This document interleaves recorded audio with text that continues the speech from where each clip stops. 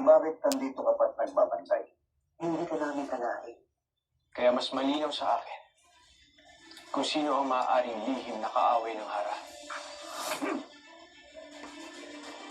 Kung tunay kang matapat kay Armea, bakit ka nagalit sa aking mga sinabi? Sabay-sabay tayong tutungo kung nasaan mo si Gargan. Ay, tagal ka namin pinisa. Tunay na binigyan mo kami ng pag-asa sa muli mong pagbabalik kami. Huwag kang mag-alala. Kung nasaan man ang iftre mo, ilalaban ka namin. Ano ang magaganap sa binabalak ni Danayan pakikipagharap sa itim na banharan? Magaganap pa rin ang pangitain dati kong nakita. Kapag mapas lang mo si Armea, kung paglitan mo ng kamatayang asal, makakabalik ka na sa palasyo ito bilang isang prinsipe. Sa aking susunod na pagsalakay, titiyakin ko, hindi na muling ihinga si Armea. Pangalagaan mo kami, brilyante ng hangin. Lunurin ng dalisay ng tubig ang masama niyang kapangyarihan. Patuloy na balutin ng apoy ang aming tahanan. Natutupaw sa anumang lakas at masamang kapangyarihan ng itim na bathala na nais pumasok rito.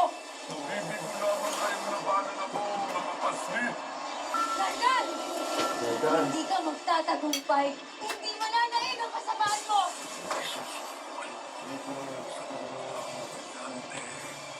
Kaya ni Tea.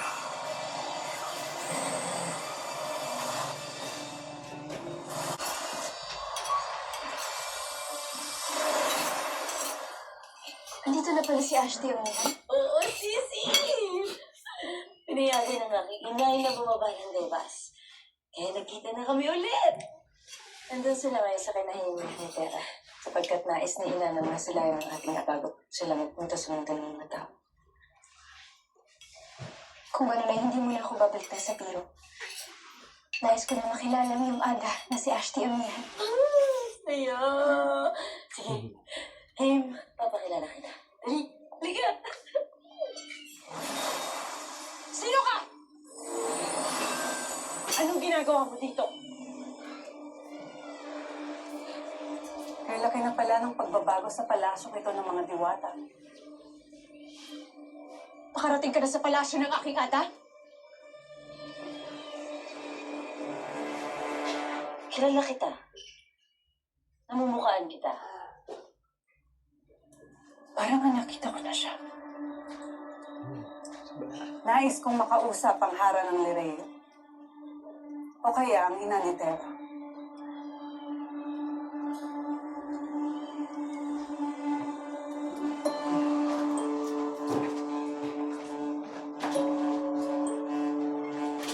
Anong kailangan mo sa akin?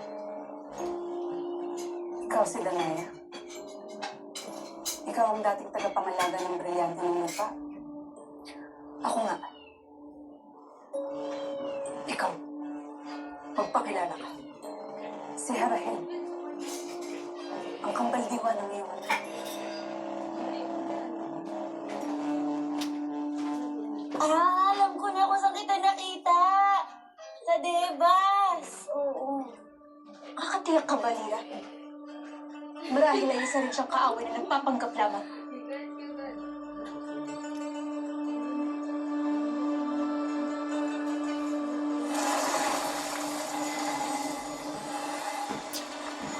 Sapat na ba ito upang ako'y inyong paniwalaan?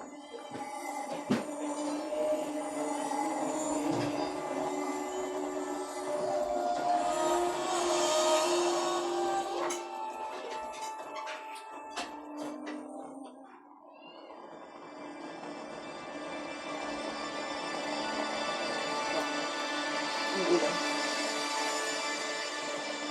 Ano? Amihan, Yung buhay ko. tanggapin mo muli ang iyong armas Alas naman yun. na aking binasbasan gamit ang setro ng ating ginagrilan.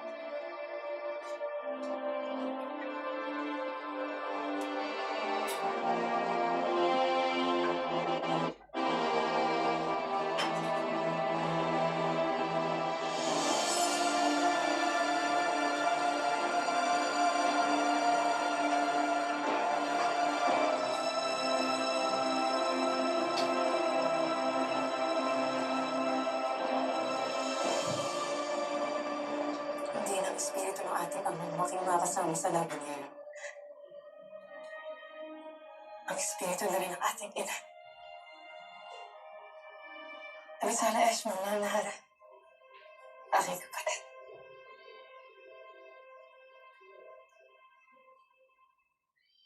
Ngunit amihan, batid ng Devas ang lakas ng kapangyarihan ni Garkan. Paano natin siya madadaig? Tara na. Doon na tayong magkapatid ang haharap kay Gargan at kasama ang inyong mga anak. Ano pang ipinag-aalala mo? Walang sangre ang umaatras sa isang laban o hamon. At batid mo yan, Terena.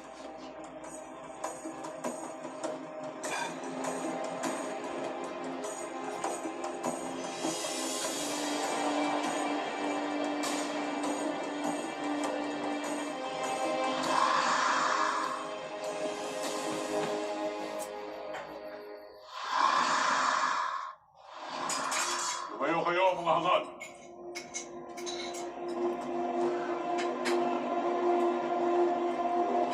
Mayroon palang pinapalang ang magkakapatid na sangre na dating tagapamalaga ng mga brilyante laban sa aking Panginoon.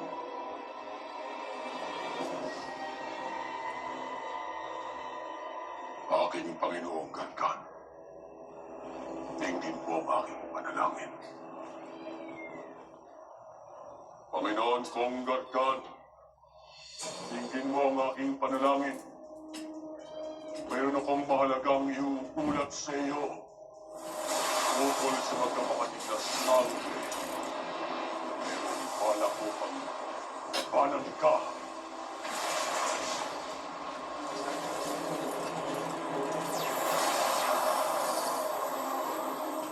Sinatawag mo ko ngayon, Hagorn.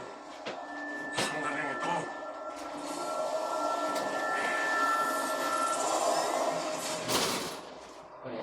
Magsalita ka. Sana ay mahalaga ang iyong iulat. Mayroong binabalak ang magkakapatid na sangre sa pamumuno ni Amihan upang puntahan at labanan ka. Kaya kailangan mong maghanda. Sa anumang sandali ay paparating na sila. Naparito ka ba? Upang isauli sa akin ang brilyante ng aking anak. Inutusan ako ng mga tatang sangre. Kaya kunin mo ang brilyante ng lupa.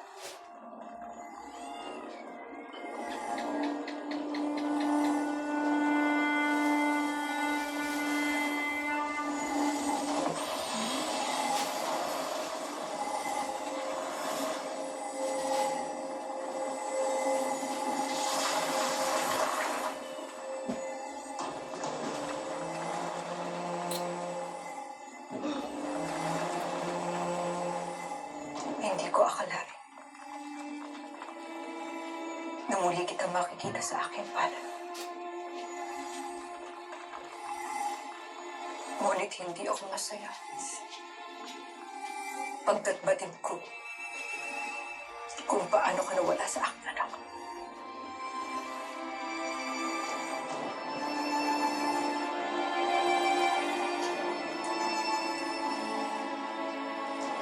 Hindi lamang yan ang aking handog mga diwata.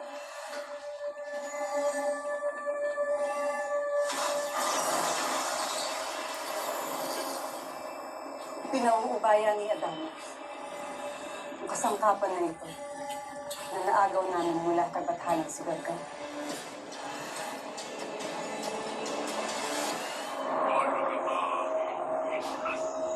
Tama na ang sinabi mo sa aking kinagaan. Upang mapaghandaan mo pagdating ng magkakapatid na sangre. Kakalabanin ni nanay si Gargan. Lalong kailangan ko makaalis dito.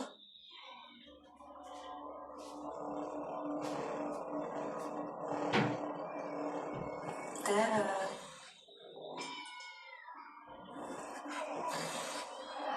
Kanina pa kita hinihintay. Halika, Tera.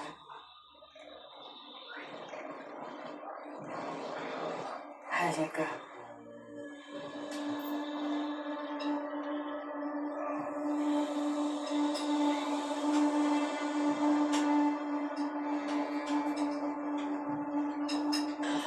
Andito ako, Tera.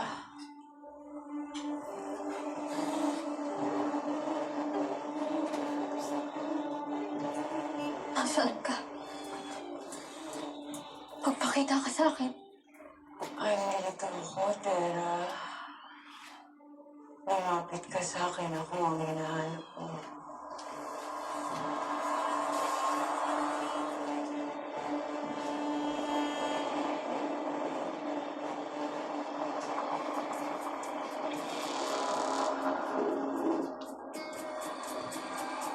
Salamat at nakaharap na rin kita.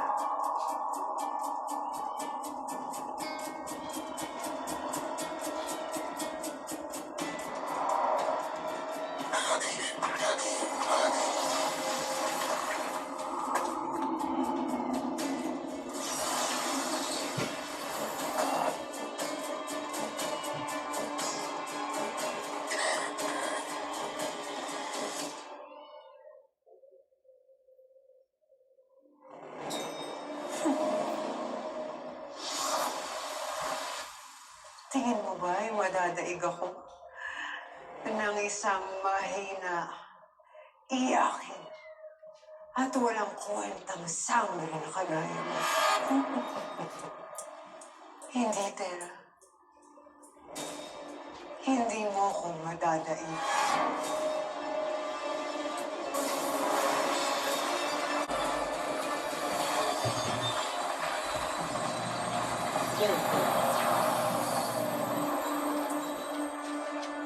Bakit tumigil ang pagyanig? Titignan ko muna kung ano ang ginagawa ni Gargan. Mag-iingat ka.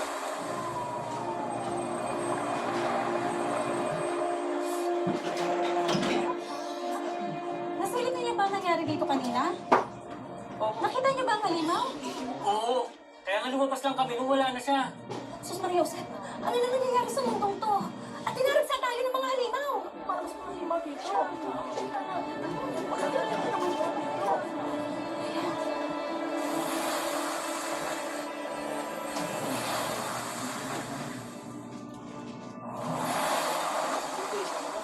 Nakawala sila! Tulad marahil ito ni Gargan. Tanakres na! Kaya pinabigla siya mo lang kanina. Kailangan na natin silang sundan. Tayo na!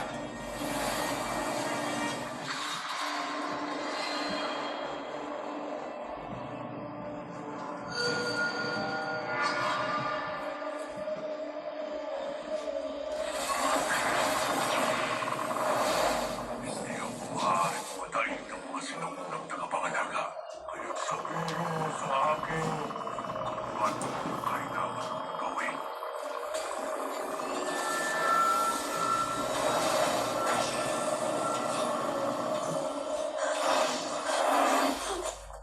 Hindi mo ko kaya, Tera.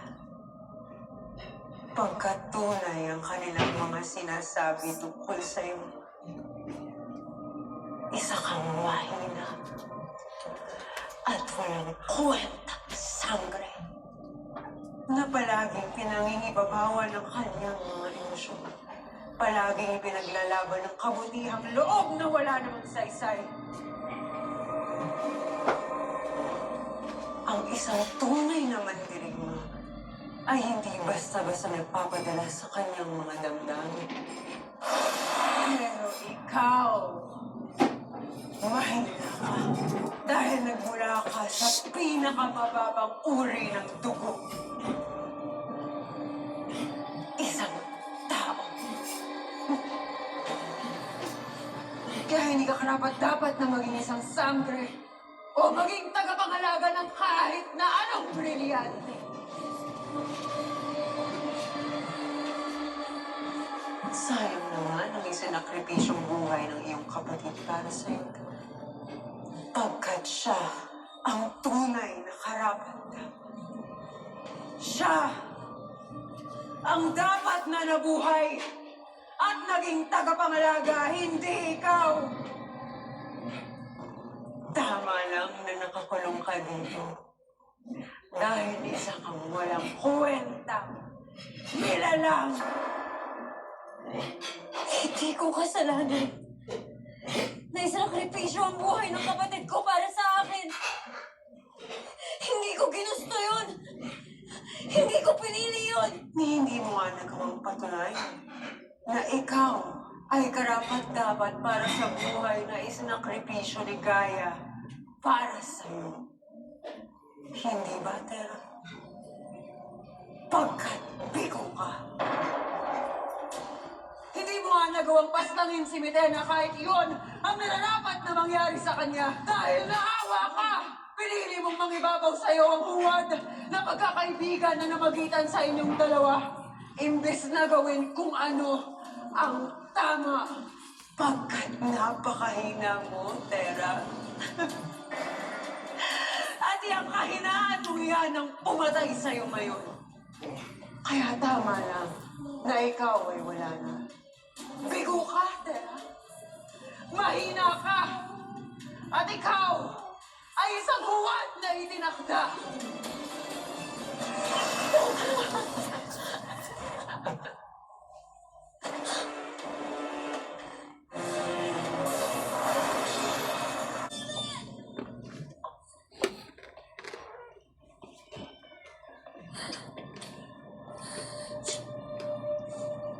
Danaya, nasaan ka? Kailangan kitang makausap.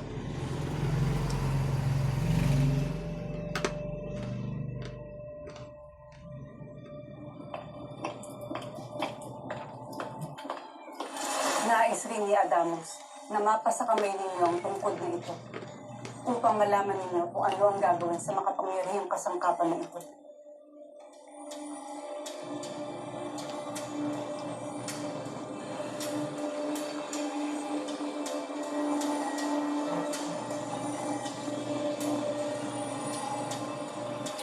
Tama ang pasyat, Adamos. Nasa amin mo ito tinala. Alvisara, Ash. Magpapaalam na rin ako mga sangre. Pati kung hindi ito ang huli natin pagkikita. Hanggang sa iyo.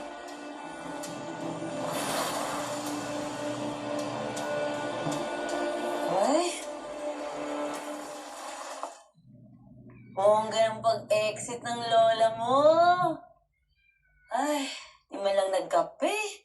As a delivery girl, ganun. Masama ang aking kutob sa bagay na yun. Ano ang gagawin natin sa kasangkapang yan ng kasamaan, Ashley?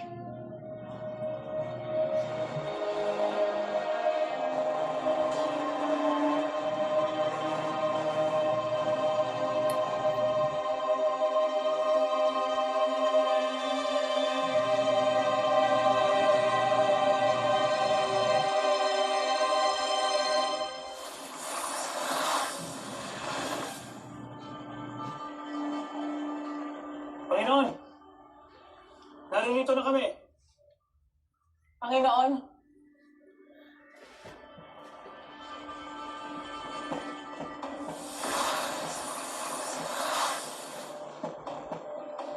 Wala siya dito.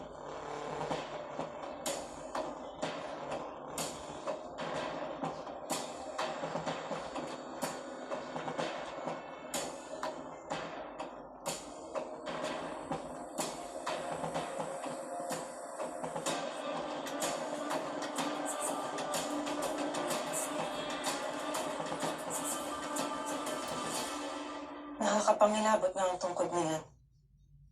Isang kasangkapan. Nagaling to sa kasamaan.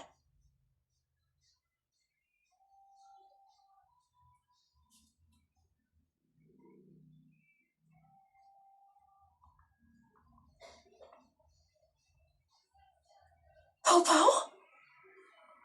Ikaw ba talaga yan? Ate, amihan.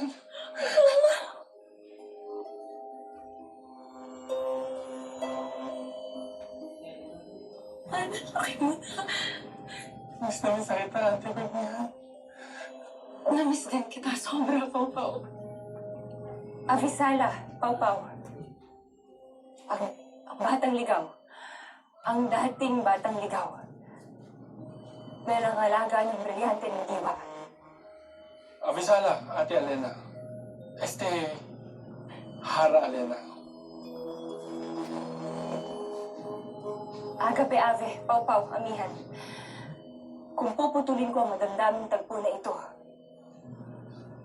ngunit kailangan natin bigyan ito ng pansin. Ang tungkod ni Gargan.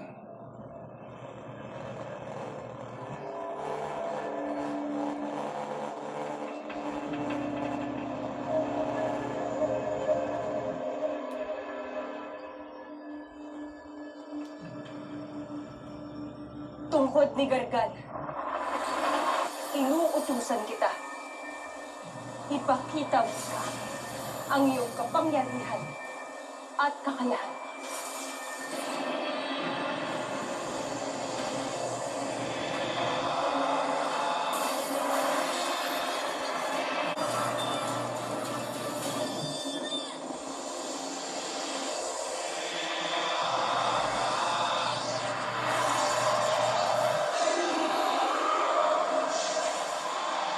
Tila hindi ka sinusunod ng tungkol ni Gargan, Alina.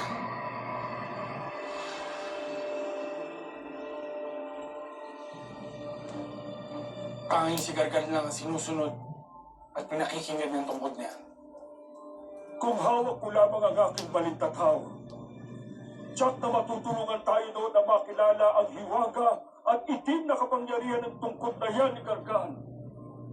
Kung gayon, huwag na muna natin itong pagtuunan ng pansin. Pagkat may mas mahalaga tayong tungkulin sa mundo ng tao. Tama si Ate Denaya. Nag-aalala na rin ako sa mga bagong sangling na iwan ko sa mundo ng mga tao. Armea, aking anak. Kunin mo ang tungkod na ito. Sasamahan ka ni Lira at ni Mira. Sapagkat hawak nila ang mga sandatang makapangyarihang pinagpala ni Cassiopeia. Inaatasan ko kayo. Wasakin niyo ang tungkod ni Gargan. Nasusunod, Ada.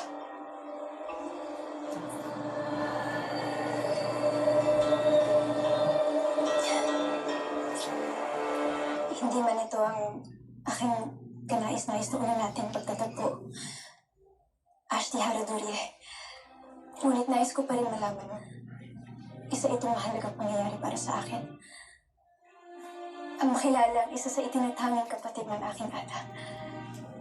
Kinagagala pa rin makilala ka, Armea. Ang matatag at matapang na anak ng aking kapatid. Bago kayo umalis, humingi muna kayo ng pagpapala sa ating bataluman. Tama si Inaw. Sapagkat isang bathala din ang ating mga kalaban.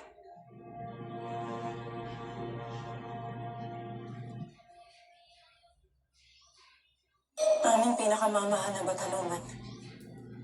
Kasihan niyo nawa at pangalagaan niyo kami ng aking mga kapatid. Sa laban namin kay Gargan.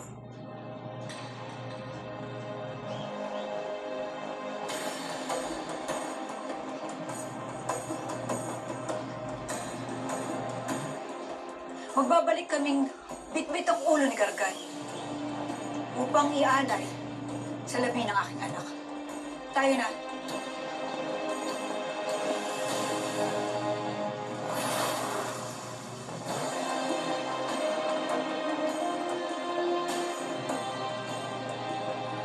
Mag-iingat kayo, Ada.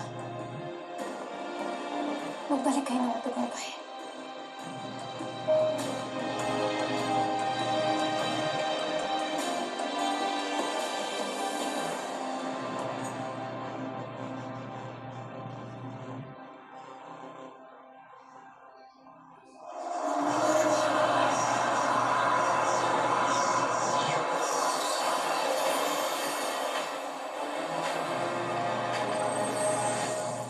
Narito na kami ngayon.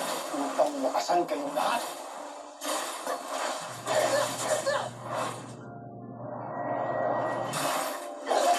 Mahina ka lang talaga, Tera. Wala kang binatbat. Kaya hindi ka karapat-dapat na maging isang sangre o maging tagapangalaga ng kahit na anong brilyante. Ano ang binabantayan mo at ipinagtatanggol mo rito? Ang trono? O ang hara? Ramdam na ramdam ko talaga ang kasamaan ng tungkol na to. Bitawan mo na yan, Armea. Tama lang na mawasa ka na.